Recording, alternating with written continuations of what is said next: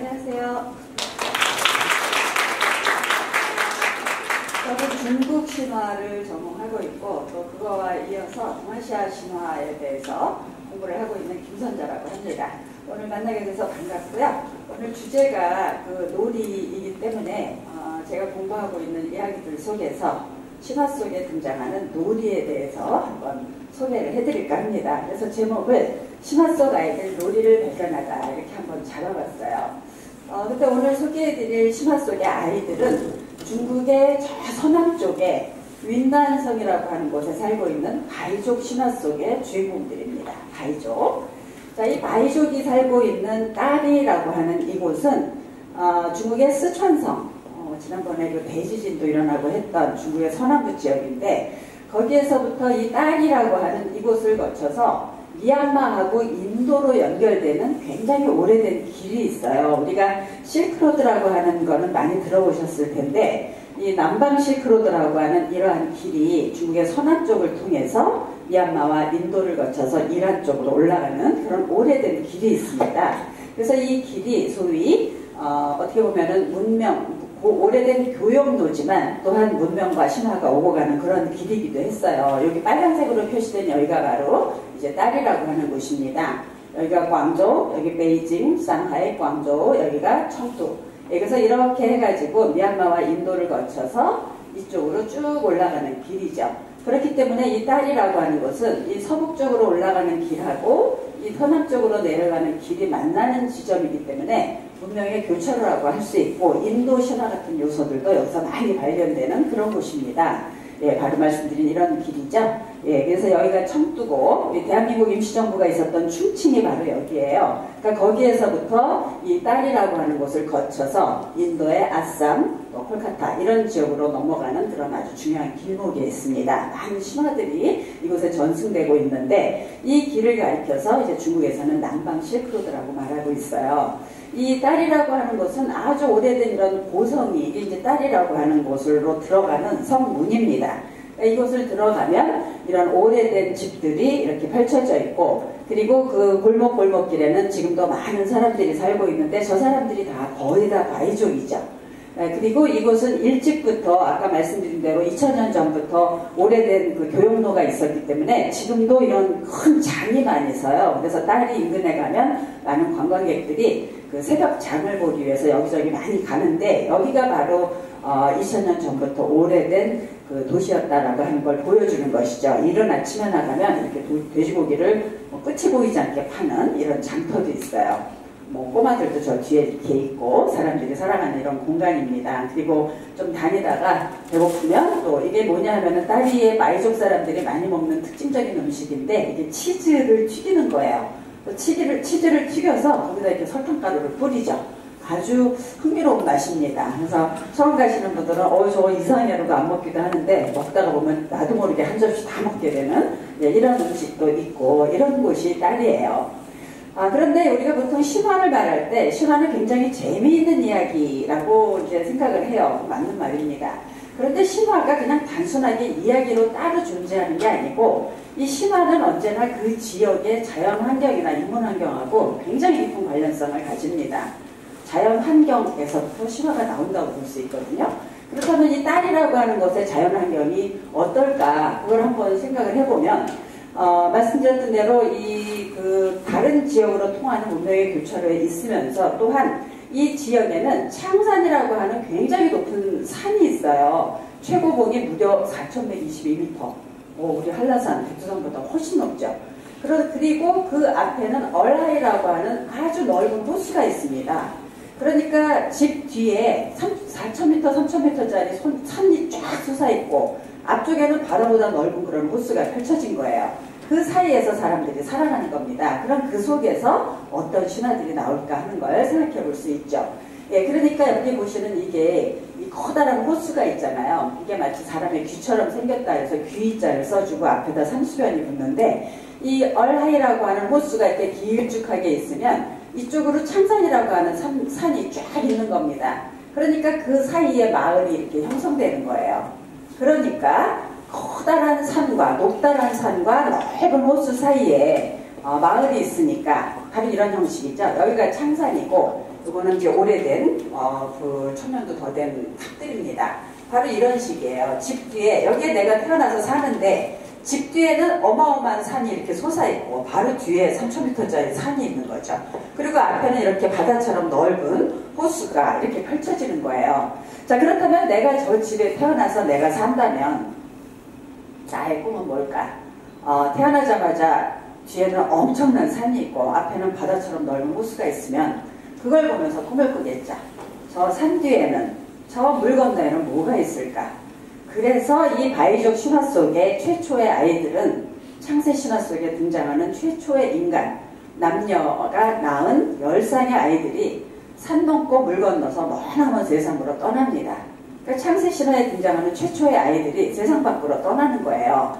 바로 이런 물을 건너서 저런 산을 넘어서 저 뒤에 지금 자욱한 안개에 잠겨있는 데가 창산인데 여길 가면은 높다란 산과 넓은 물이 있으니까 수시로 쌍무지개가 떠요. 그래서 이 바이족이 사는 딸기에 가면은 나는 무지개를 한 번도 본 적이 없어. 이곳에 가면 쌍무지개를 수시로 보실 수 있습니다. 자, 그래서 이들의 창세 신화를 보게 되면 커다란 물이 있으니까 그 물에 사는 용이 등장을 해요. 자, 그런데 이 용이 황금빛 용이 물속에서 잠들어 있는 겁니다. 그런데 하늘에서 불덩어리가 떨어져요. 그게 해죠. 최초의 세상을 생각해보면 그래서 그 불덩어리가 떨어지니까 깊이 잠들어 있던 황금빛 용이 깨어나면서 뜨거운 불덩어리가 떨어지니까 말 그대로 용트림을 치면서 해를 꿀꺽 삼키려고 입에다 딱 넣었는데 뱃속에 들어간 해가 너무 뜨거워서 참을 수가 없어요. 그래서 뱉으려고 해도 뱉어지지가 않고 그러다 보니까 그 해가 용의 뺨을 뚫고 튀어나와가지고 아까 보여드린 그 창산의 절벽에 부딪힌 겁니다. 그래서 그게 깨지면서 달이 되고 별이 되고 그게 흩어져서 불덩어리가 그러면서 그 창산의 절벽에 부딪히면서 동굴이 생겼는데 그 안에서 최초의 남녀가 탄생합니다. 어떻게 보면 천지 개벽 장면을 이렇게 묘사한 건데요. 자, 이렇게 되어서 최초의 남녀가 10쌍의 아이들을 낳기 시작해요. 딸부터 낳아요. 딸 낳고 아들 낳고 딸 낳고 아들 낳고 이렇게 해서 10쌍의 아이들을 낳는데 이 아이들이 어느 정도 컸을 때 동굴이 너무 좁아요. 그러니까 저 높은 산과 넓은 물을 건너서 먼 세상으로 떠나는 겁니다. 행복을 찾아서 떠나요. 우리 동화책 속에 나오는 것처럼 행복의 파랑새를 찾아서 아이들이 먼 길을 떠나죠. 아버지와 어머니는 아이들을 격려하기도 하고 또 힘들 때 언제나 우리가 곁에 있다는 걸 잊지 마 라고 하면서 아이들을 멀리 떠나보냅니다. 그런데 이 아이들이 먼 길을 떠나요. 산도 넘고 물도 건너고 수없이 많은 세월을 거치면서 먼 길을 떠났는데 얘네들이 각각 한 가지씩의 지식을 배워가지고 돌아오는 겁니다. 자, 그런데 얘네들이 배워오는 지식, 이 아이들이 지식을 어디서부터 배워오느냐 하면은 자연에게서 배워요. 최초의 세상에 생각해보면 아무것도 없죠. 그런 세상에서 아이들이 멀리 떠나서 자연 속에서 모든 걸 배워갖고 돌아오는 겁니다. 그리고 돌아온 뒤에 자신들이 배워온 지식을 모두가 함께 나눕니다. 그래서 이들의 신화 속에서는 어떻게 보면 자신들이 습득해온 정보와 지식의 공유, 이것에 대한 메시지가 또한 드러나고 있어요. 내가 얼마나 먼 곳에 가갖고 이 어려운 걸 배워왔는데 이건 나만의 것이야 라고 쥐고 있는 게 아니고 그걸 10쌍의 아이들이 다 나누는 거죠. 이렇게 되면 지식의 총합이 훨씬 많아지는 거 아니겠습니까? 그래서 그러한 이야기들을 이게 담고 있는데 이 아이들이 먼 세상으로 떠나서 각각 배워온 지식 그리고 그 지식을 자연에게서부터 배웠다라고 말씀을 드렸는데 생각해보면 우리는 인간만이 말을 한다라고 하는 착각 속에 빠져 있습니다. 말, 언어, 이건 인간만의 것이야. 굉장히 오만한 생각이죠. 우리가 못 알아들을 뿐이지 새들도 고래들도 자신들만의 언어로 자신들만의 노래를 부르고 말을 해요. 그리고 그들은 침묵하는 존재들이 아닙니다. 걔네들도 끊임없이 말을 하고 있죠. 다만 우리가 못 알아들을 뿐이에요. 우리가 못 알아들으니까 자연의 모든 것들은 침묵하는 존재, 걔네들은 말을 못해. 이거는 인간들의 오만한 사고방식일 뿐인 거죠. 오직 인간만이 말을 할 수 있고 인간의 언어와 문자에서 비롯된 수많은 지식들이 자연을 지배할 수 있다. 자연을 정복할 수 있다라고 믿어온 그런 인간의 이성으로 가득한 이러한 세상, 이게 우리의 세계관을 스스로 축소시키게 된 것이죠. 자, 그래서 이 바이족 아이들은 말하자면 말하는 자연, 그리고 살아있는 자연, 말하는 자연, 살아있는 자연에게서 많은 지식들을 배워가지고 돌아오게 됩니다. 그래서 그 아이들이 10쌍의 아이들이 떠났다 그랬잖아요. 그래서 첫 번째 애들, 두 번째 애들 이렇게 해갖고 얘네들이 각각 배운 지식들이 그 신화 속에 쭉 나옵니다. 거기 보면 첫째 아이들은 원숭이가 팔을 늘어뜨리고 이렇게 나무 사이에서 왔다 갔다 하는 걸 보면서 활을 만드는 법을 생각해내요. 그리고 제비가 집 짓는 걸 보면서 아 저렇게 집을 짓는 거구나 하는 걸 배웠다는 거죠. 그리고 누에를 보고 씨를 빼내고 옷감 짜는 법. 그 다음에 개미가 과학책 같은 데 보면 나오죠. 개미들이 홍수가 났을 때 어마어마한 숫자가 뭉쳐가지고 뗏목처럼 둥둥 떠서 홍수를 피하는 예, 그런 것들도 우리가 알 수 있습니다. 그래서 개미를 보고 뗏목 만드는 법. 그 다음에 거미가 만든 거미줄을 보고 그물 짜는 법. 그 다음에 딱따구리나 심지어는 지렁이에게서까지 농사 짓는 법을 배워요. 땅을 막 부숭부숭하게 파워가지고 농사를 짓는 이런 방법들을 배우는 거죠. 그런가 하면 나비하고 벌에게서는 술을 빚고 꿀을 따는 법을 배웁니다. 우리가 지구 최초의 농부는 인간이다. 요것도 5만원 사고라는 거죠. 지구 최초의 농부는 아쉽게도 인간이 아니고 암브로시아 딱정벌레. 얘네들은 균류를 배양해가고 자기 새끼들에게 먹인다는 겁니다. 그리고 흰개미. 예, 이런 종류들이 오히려 그런 곤충 종류들이 지구 최초의 농부라고 해요. 인간보다 더 빨리 그런 것들을 할 수 있었다라고 합니다. 그러니까 생각해보면 이거는 그 윤예지 선생님이 그리신 그림인데 저하고 같이 작업을 하셔갖고 책 속에 사파를 그려 넣으셨는데 이렇게 그림을 그려주셔서 소개를 합니다. 그래서 원숭이가 지금 원숭이를 보고 활 쏘는 법을 배웠다거나 그 다음에 이 가시덤불에 갇힌 봉황새를 구해주고 불씨를 얻었다거나 이게 동화 속의 세상인 것이죠. 그래서 이렇게 해서 아이들이 각각 여러 가지 것들을 배워오는 이야기가 등장합니다. 생각해보면 이게 하나의 동화이고 신화라고 생각할 수 있지만 우리 인류가 최초의 세상에 맨몸으로 던져졌을 때 뭔가를 배워갖고 집을 짓고 농사를 짓고 이런 것들을 어쩌면 동물들이 했던 것들을 관찰하고 경험을 통해서 그 과정을 습득하면서 우리 인류가 농사를 짓고 집을 짓고 많은 것들을 할 수 있게 되지 않았을까 하는 생각을 해볼 수도 있는 것이죠. 실제로 과학책 같은 것들을 보고 동영상 같은 것들을 보시면 우리가 생각하는 것 이상으로 동물들은 굉장히 지혜로운 걸 알 수 있습니다. 최초의 인간도 어쩌면 경험을 통해서 습득을 하면서 그런 어떤 우리가 지금 하고 있는 모든 노동과 관련된 것들을 배우지 않았을까 하는 생각을 해볼 수 있어요. 자, 그런가 하면 마침내 아홉째 딸하고 아홉째 아들은 먼 길을 떠나서 얘네들은 99가지 독초와 99가지 약초를 맛보고 치유의 약을 찾아냅니다. 그러니까 약을 찾아갖고 와요. 근데 사실 독초하고 약초라고 하는 것도 우리 인간이 분류해 놓은 것에 불과하다. 어떻게 보면 자연계의 독을 가진 것들조차도 모두 그 나름대로의 역할이 있다는 겁니다. 심지어는 우리가 저건 못 먹는 독버섯이야 라고 말을 하지만 그 독버섯조차도 인간에게 질병에서부터 탈출할 수 있는 그런 길을 열어준다는 거죠.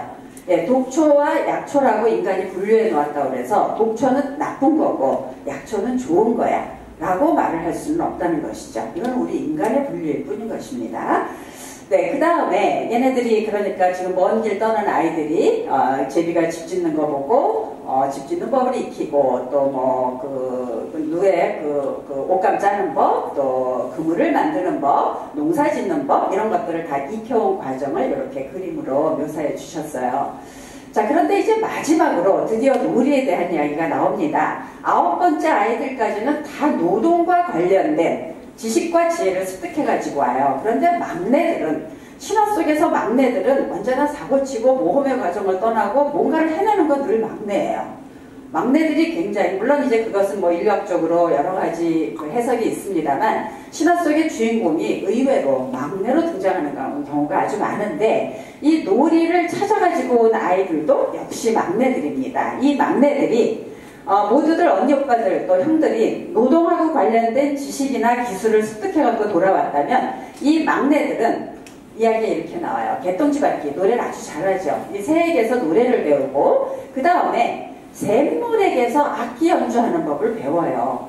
동물뿐만 아니라 자연계의 모든 것들 돌멩이 하나 물에게도 모두 생명이 있다고 생각을 하죠. 이게 신화 속의 사유입니다. 자연계의 모든 건 생명을 가진 존재다. 그래서 샘물에게서 악기 연주하는 법을 배우고 나비에게서는 춤을 배워갖고 놀이와 관련된 것들을 익혀갖고 돌아오는 겁니다. 인간이 열심히 일을 하면 놀아야 되는 것이죠. 그래서 이 놀이를 신화 속에서 아이들이 배워갖고 돌아오게 되는 거예요. 그래서 지금 뭐 나비도 나오고 새도 나오고 하는데 샘물에게서는 악기 타는 법을 배운다라고 이야기를 하죠. 네, 그래서 이 아이들이 놀이를 배워왔다는 것을 통해서 인간에 대한 것과 자연에 대한 것을 한번 생각해 볼 수 있습니다. 우리가 보통 놀이라고 하는 것과 노동이라고 하는 것, 이거를 뭐 엄밀하게 구분을 할 수 있는 것은 아닙니다. 우리 사회에는 두 가지가 다 있으니까. 그러나 노동이 가지고 있는 어떤 속성이라고 하는 것은 직선으로서의 사회하고 좀 더 가깝고, 놀이를 한다라고 하는 것은 곡선으로서의 사회하고 좀 더 가깝다고 볼 수 있습니다. 직선으로서의 사회, 이건 아주 통치하고 통제하기에 유리하죠. 일렬로 쫙 줄 세우고 노동으로 사람들을 속박하고 통제해요. 그리고 이런 사회에서 노동 강박증에 걸린 사회, 이런 사회에서는 놀이가 그냥 순수한 놀이가 아니고 그게 생산성으로 수치화됩니다. 우리가 휴일을 며칠을 늘리면 그것으로 인해서 사람들이 소비를 더 하고, 그러므로 해서 얼마만큼의 경제적 가치가 더 창출된다. 늘 이런 식으로 계산을 합니다. 순수하게 그냥 쉬고 노는 게 아니에요. 놀이조차도 수치화되는 생산성으로, 이런 사회인 거죠. 그리고 이러한 사회는 우리가 지금 신화와 제의, 지금 신화 이야기를 말씀드렸지만, 이런 이야기가 구현되는 장소는 그들이 조상들에게 제사를 지내는 제의의 장소예요. 그러니까 신화하고 제의라고 하는 것이 그들에게 있어서는 놀이하고 분리되어 있지 않은 것이죠. 우리는 지금 제사 지낼 때 굉장히 엄숙하잖아요. 침 꼴깍 삼켜도 그게 다 들릴 정도로 엄숙하지만, 이들의 사회에서는 신화와 제의의 장이 놀이하고 분리되어 있지 않습니다. 그래서 이 직선으로서의 사회라고 하는 것은 노동이 좀 더 강조되는 사회는 이게 분리된 사회죠. 엄숙성과 근엄함이 강조되는 그런 사회예요. 그러나 놀이가 강조되는 사회, 이런 사회는 놀이를 생산성으로 굳이 수치화하지 않습니다. 그리고 놀이 자체가 창조적 힘이 되는 사회고, 그리고 말씀드렸던 대로 신화나 제의 같은 것들이 놀이하고 분리되지 않는 사회, 고대 사회에서 제의라고 하는 건 원래 놀이의 장이었습니다. 그래서 지금도 소수민족 사회에 가보면은 제사를, 조상님들께 제사를 지내고 이럴 때 그 민족의 사제들이 이런 신화를 구현하고 하지만 그 장은 떠들썩해요. 바로 그 제2의 장이 바로 놀이의 장이 되는 것이죠. 그리고 이러한 그 제2의 장은 조상님하고 나하고 후손들이 만나갖고 함께 즐기는 놀이의 장, 이게 바로 제사인 것이거든요. 그러니까 이런 신화나 제의나 이런 것들이 놀이와 분리되지 않는 사회, 이거는 곡선으로서의 사회라고 볼 수 있는 것입니다. 물론 우리 사회는 지금 좀 더 일렬로 쫙 모든 것들을 세우는 그런 직선이 강조되는 사회고, 거기에서 조금 벗어나서 좀 곡선이 돼보려고 하면 그거는 불안한 거야. 그렇게 하면 안 돼. 모두가 직선으로 가는 그 길로 우리도 가야 해 라고 강요하는 그런 사회입니다. 그러나 거기에서 벗어나서 곡선과 미로로 들어설 때 어떻게 보면 새로운 세계가 열린다고 볼 수 있는 것이죠. 경계를 뛰어넘을 필요가 있는 겁니다. 자, 그래서 여기가 바이족 사람들이 사는 마을이에요. 뭐 제의가 열리는 그런 장면들인데, 이러한 시공간이 바로 그들에게는 놀이의 장이라는 것이죠. 그리고 이러한 놀이는 우리가 보통 호모 루덴스, 오늘 주제이기도 한데, 놀이라고 하는 것은 인간만의 특징이 아니다. 이거는 인간을 물론 특정 지어주는 것이기도 하지만 인간만의 특징은 아니죠. 그 놀이의 공간에는 이들의 사회에서는 인간과 동물이 함께 있습니다. 그리고 최초의 세계에서 아까 보셨듯이 자연은 인간의 스승이고, 그리고 놀이가 어떤 그 생산성으로 수치화되지 않고, 그리고 놀이 자체와 어떤 신성성이 분리되지 않는 사회, 그 사회에서는 인간과 동물도 분리되지 않아요. 그리고 동물들은 대부분 신화 속에서 조력자들 또는 스승으로 등장하게 됩니다. 네, 그래서 이러한 것들이 이 바이족의 사회뿐만 아니라 저 만주 지역, 우리하고 깊은 관련성을 갖고 있는 만주 지역에 수렵을 주로 하고 살아갔던 사회에서 보면 곰이라고 하는 동물이 사냥의 대상이죠. 잡아서 먹어야 돼요. 그렇지만 잡아서 먹으면서 미안한 마음을 갖고 먹습니다. 그러니까 고기를 먹으면서, 곰고기를 먹으면서 다 같이 모여서 고기를 먹으면서 미안하다, 우리가 어쩔 수 없이 살아야 되니까 먹는데 미안해 하면서 이 아이들에게 그의 영혼을 보내주는 그런 제의를 또 거행하는 겁니다. 그런가 하면 농사 짓는 사람들에게 있어서는 1년 내내 열심히 일해주는 소, 미안하다, 어느 날 하루 나를 잡아요. 그래서 소에게 예쁜 꽃장식을 머리 뿔 사이에다 해가지고 개를 데리고 물가에 가서 거울처럼 소를 자기 모습을 보게 합니다. 소가 그 모습을 보고 기뻐한다는 거죠. 나를 이렇게 예쁘게 장식해줬네, 고맙다. 그리고 맛있는 밥을 해서 또 하루 종일 먹인다든가 이런 날이 있는 것입니다.